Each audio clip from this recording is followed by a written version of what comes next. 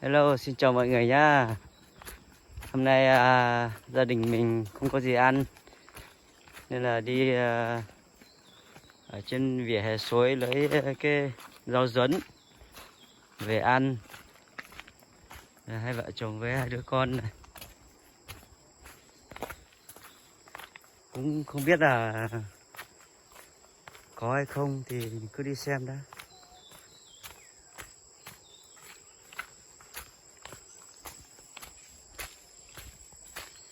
Cái rau dấn mà nấu với cái hoa đu đủ ấy là rất là ngon nha mọi người nhá.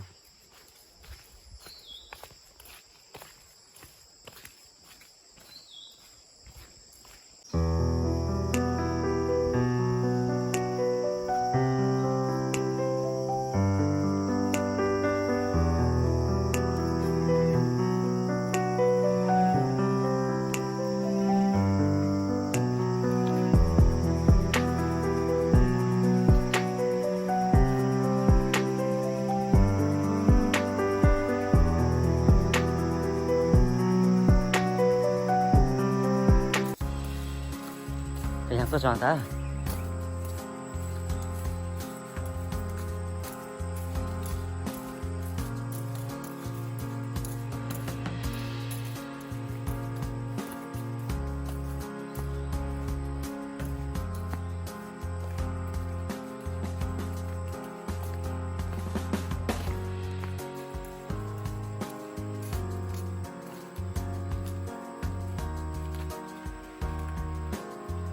Nhìn ruột chưa, giống chưa?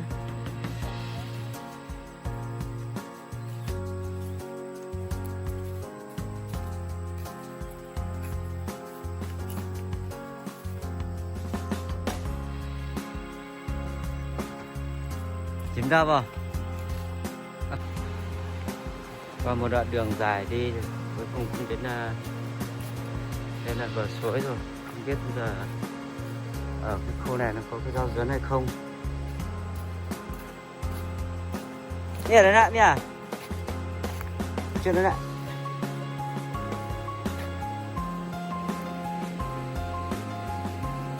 Đây là rau ngót. Để có hiểu rau ngót được không? Hả? Thấy không? Rau gì nhỉ?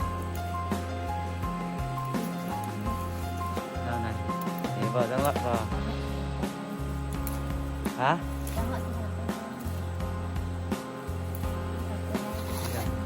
Quên tên. Lên rừng thấy cái gì ăn được thì cứ nhặt đấy.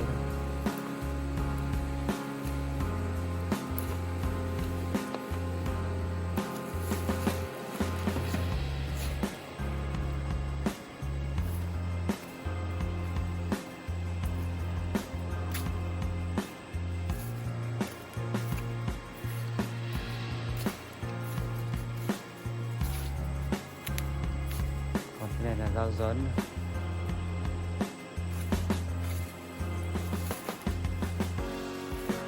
Không biết mọi người ở chỗ mọi người có không. Ở chỗ mình thì có nhưng mà họ hái ngọn rồi. Ít lắm.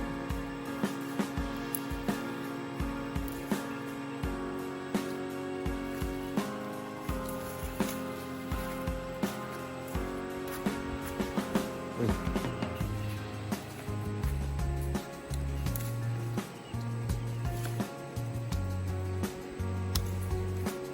Ăn thế này tao ăn thế này tao biết gấm mà hoa đu đủ à.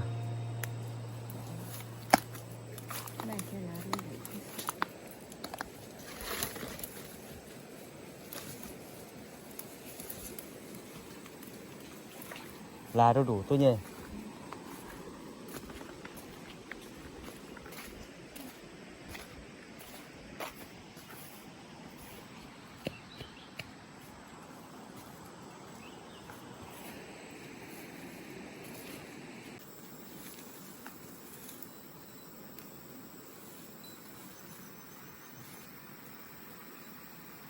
Đấy, hai con gái của mình cũng hái được khá nhiều rồi đấy.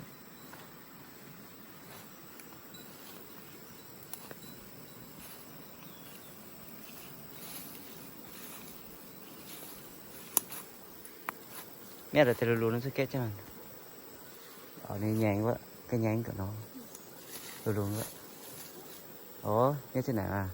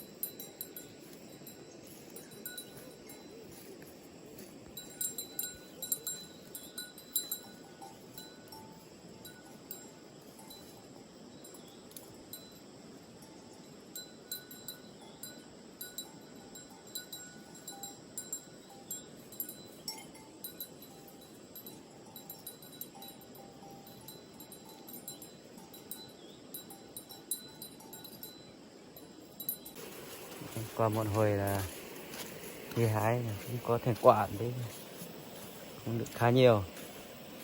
Bây giờ thì mình mang về chế biến.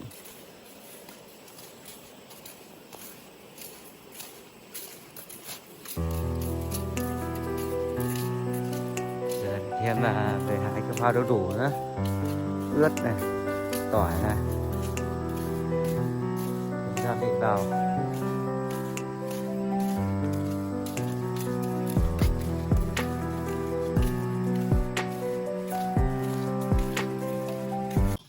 Hoa đu đủ nhé, lọc ra nấu cùng rau dấn vừa rồi mình vừa hái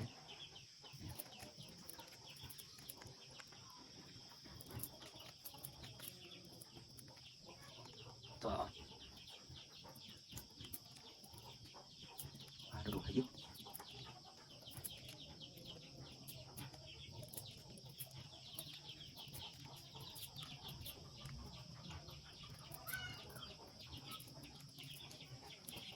Rau dấn giờ nó điện thì hơi tối rau dấn như hay.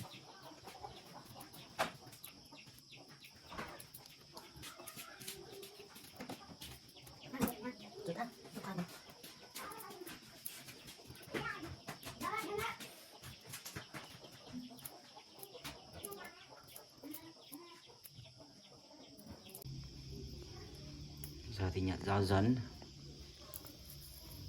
nhận rau dấn cho vào.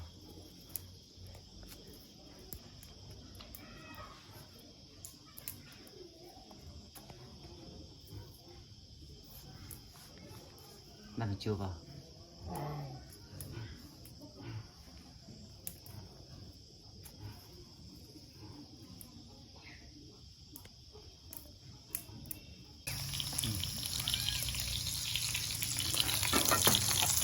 Thêm chữ ướt này, hay tỏi này.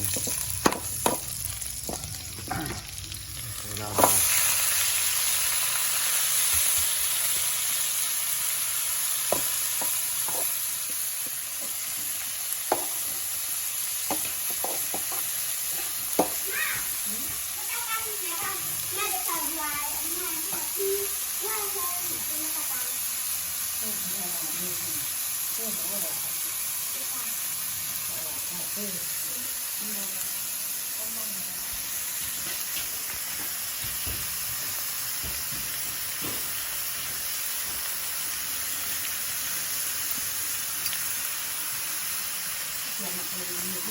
Cái này thì có cả lá đu đủ nha các bạn nha.